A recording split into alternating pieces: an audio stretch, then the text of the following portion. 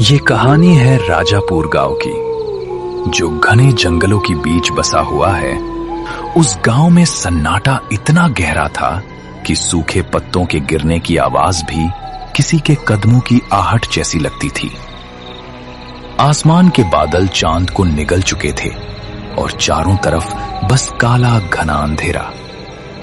इसी अंधेरे के बीच बसी एक टूटी फूटी झोपड़ी थी।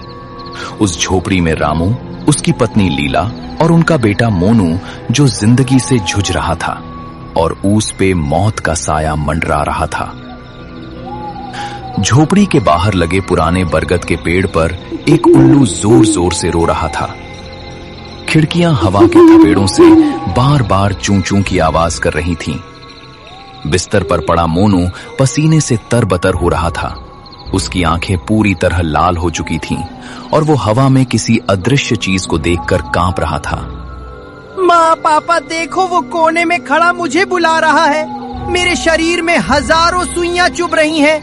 माँ, मुझे बचा लो, मुझे बहुत दर्द हो रहा है। मुझे ऐसा लग रहा है कि आज की रात मेरी आखिरी रात होने वाली है। वो मुझे ले जाएगा। माँ, मुझे बचा लो। मोनू के पिताजी, देखिए ना, हमारे बेटे को क्या हो गया है तो पता नहीं। इसकी बातें मुझे डरा रही हैं। इसकी हालत न दवा से न ही दुआओं से ठीक हो रही है। हमें जल्दी से जल्दी हमारे बेटे को शहर के बड़े अस्पताल में ले जाना होगा, या मेरे बेटे के लिए आज रात दवाई लानी होगी, नहीं तो हमारा बेटा हमसे दूर चला जाएगा। लीला, लेकिन हमारे पास तो फूटी कौड़ी भी नहीं है। लीला, हम कितने गरीब हैं। हमारे घर में 2 वक्त की रोटी भी नहीं होती, तो मैं कहां से इतना पैसा लाऊं कि शहर से दवाई ला सकूं? और रात के इस पहर हमारे बेटे को मैं शहर के अस्पताल में भी तो नहीं ले जा सकता। पर मैं अपने बेटे को ऐसे मरते हुए नहीं देख सकता। अब मैं इतने रात को कहां से पैसे लेकर आऊं? आप अभी सावकार जी के पास जाइए और उनको उधारी पे पैसे मांग कर ले आ जाइए। आप सावकार के पैरों में गिर जाइए, लेकिन खाली हाथ मत आइएगा। ठीक है लीला, मैं अभी सावकार जी के पास जाके पैसे लेकर आता हूँ। मुझे कुछ भी करना क्यों ना पड़े, लेकिन मैं मेरे बेटे को ऐसा मरते हुए नहीं देख सकता। इतना बोल के रामू लालटेन लेकर बाहर निकला। गांव की गलियों में सन्नाटा ऐसा था जैसे गांव के लोग सोए नहीं बल्कि मर गए हों। रात के 7:30 हो चुके थे, लेकिन ऐसा लग रहा था कि रात के 12 बजे हुए हैं। गांव में इतना सन्नाटा था कि रामू के शरीर से पसीना निकलने लगा। राजापुर गांव की गलियां ऐसी लग रही थी कि मानो गांव के घरों में कोई भी इंसान जिंदा ना हो। रामू डर से कांपता हुआ उस वीरान गलियों से अकेला ही लालटेन लेके सावकार के घर के ओर जा रहा था। थोड़ी देर बाद रामू सावकार के घर पहुंचा और दरवाजा खटखटाने लगा। कौन है बे बाहर, जो इस वक्त मेरे घर का किवाड़ खटखटा रहा है? मन्ने लागे है तू अपनी मौत का सामान लेने मेरे घर आया है। तन्ने क्या बेमौत मरने का शौक चढ़ा है के? सावकार जी, मैं रामू हूँ, मुझे आपकी मदद चाहिए। जल्दी दरवाजा खोलिए। रामू की आवाज सुन के सावकार ने दरवाजा खोला।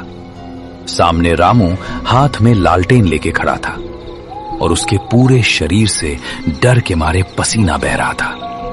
अरे ओ रामू, तू मेरे घर इस वक्त क्यों? क्या हुआ? मेरे से ऐसा भी क्या काम आन पड़ा तन्ने, जो तू इस रात के पहर जब सारा गांव चादर ताड़ के सो रहा है, तब तू मेरे घर की चौखट पे आन खड़ा हुआ? सावकार जी, मेरे बेटे मोनू की जान खतरे में है। उसकी हालत बहुत ही खराब है।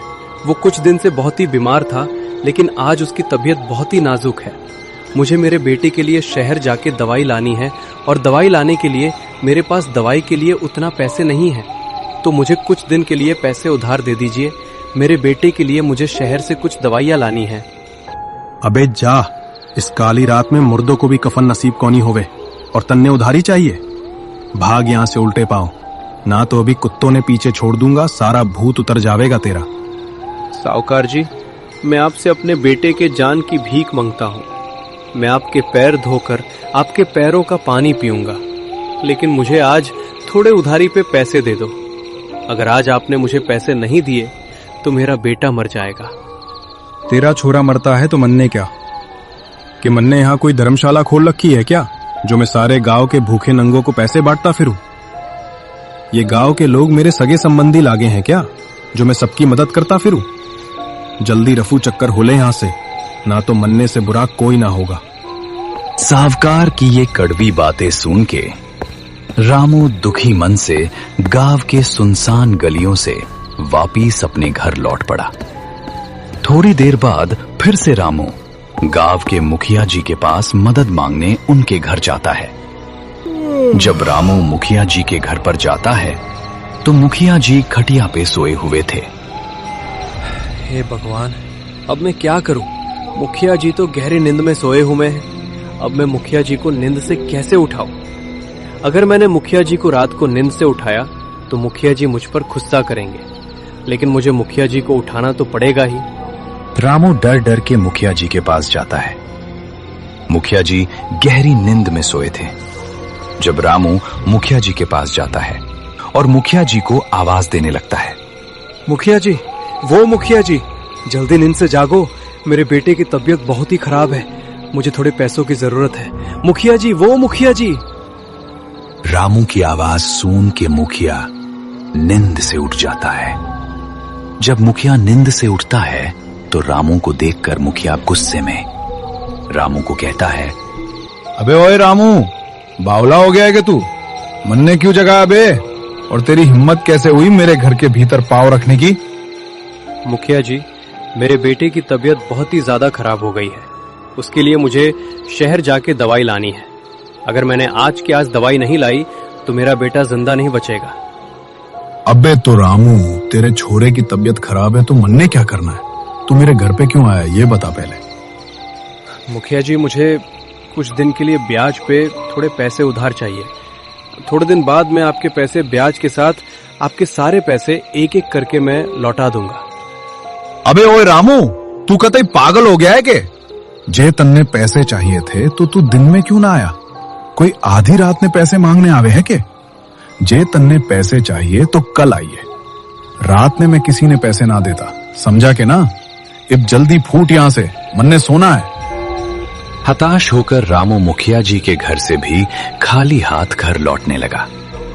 कुछ ही दूर जाने के बाद जब रामू गांव के शमशान के पास वाले रास्ते से गुजर रहा था, तभी उसे एक परछाई दिखी। वो कोई और नहीं, उसी गांव का नेक दिल इंसान मोहन लाल था, जो रात को अपने खेतों में जा रहा था।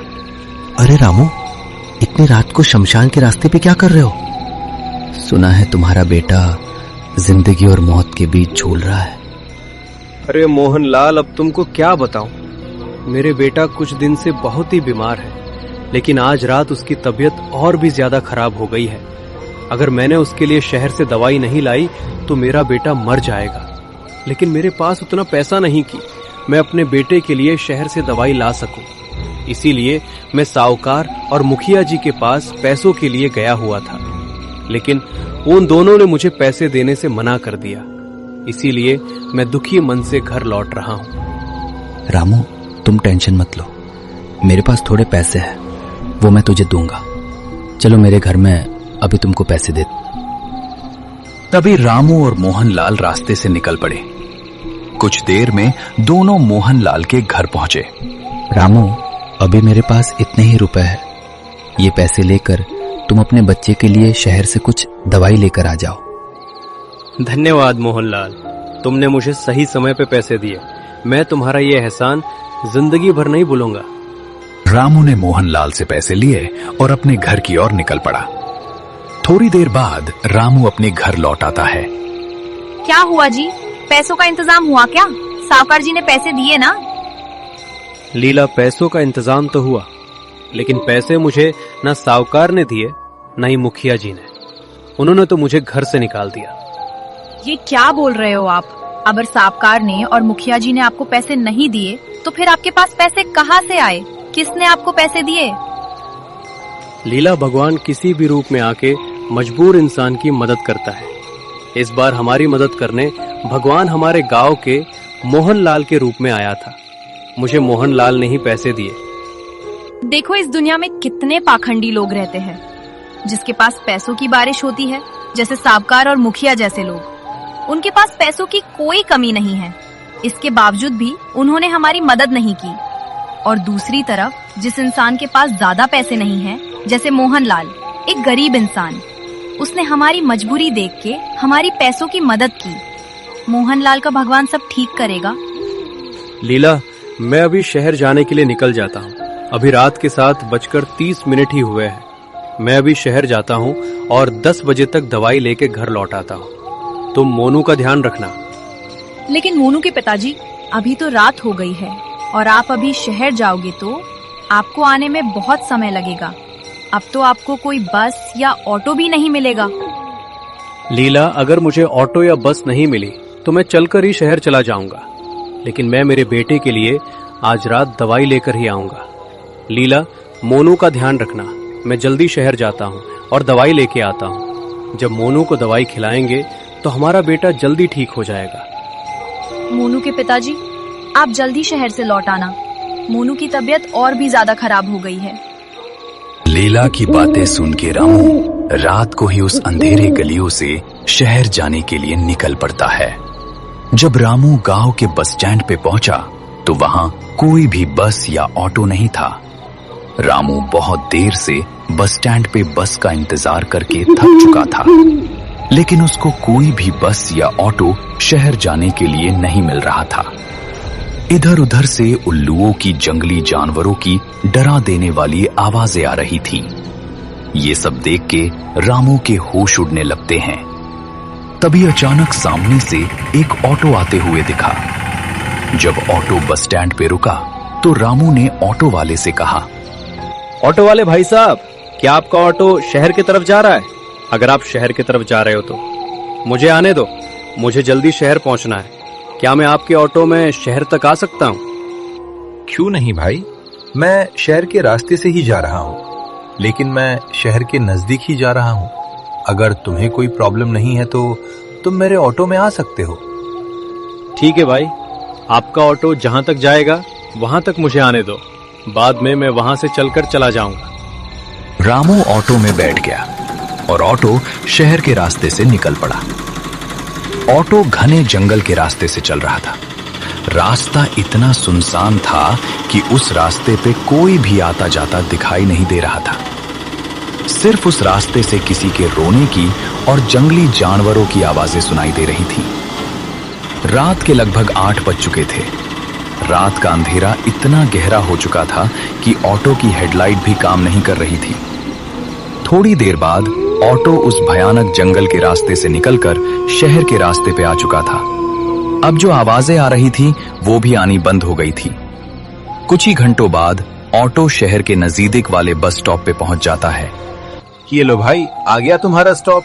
यहाँ से थोड़ी दूर चल के जाओगे तो तुमको शहर का रास्ता मिल जाएगा। धन्यवाद भाई साहब, जो आपने मुझे यहाँ तक छोड़ा। अब मैं यहाँ से चलकर चला जाऊंगा। ऑटो से उतरने के बाद रामू शहर की तरफ जाने लगता है। शहर कुछ ही दूरी पर था। चलते चलते रामू कुछ ही आगे जाने के बाद उसको शहर के दुकानों की हल्की सी जलती हुई रोशनी दिखाई देने लगी। कुछ ही देर बाद रामू शहर के बीच पहुंच जाता है। रामू अनजान शहर में पागलों की तरह सड़कों पर चलने लगा। रात काफी हो चुकी थी, ज्यादातर दुकानें बंद थीं। रामू की सांस फूल रही थी और पसीने से उसके कपड़े भीग चुके थे। तभी उसे दूर एक धुंधली सी रोशनी दिखाई दी। वो एक मेडिकल था जिसका नाम जीवन रक्षक मेडिकल स्टोर था। रामू हांफते हुए उस मेडिकल स्टोर के पास पहुंचा। जब रामू मेडिकल स्टोर के नजदीक गया तो उस मेडिकल स्टोर में कोई नहीं था। तभी रामू ने जोर से हांफते हुए बोला, साहब, ओ साहब, अंदर कोई है क्या? अगर है तो जल्दी बाहर आइए। गांव में मेरा बेटा मर रहा है, मुझे ये दवाइयाँ चाहिए, जल्दी कीजिए। अरे भाई, इतना शोर क्यों मचा रहे हो? शांत हो जाओ। क्या चाहिए तुमको? अगर दवाई चाहिए तो जल्दी डॉक्टर की पर्ची दिखाओ। रामू ने कांपते हाथों से डॉक्टर की फटी हुई पुरानी पर्ची और मोहनलाल के दिए हुए मुड़े तुड़े नोट काउंटर पर रख दिए।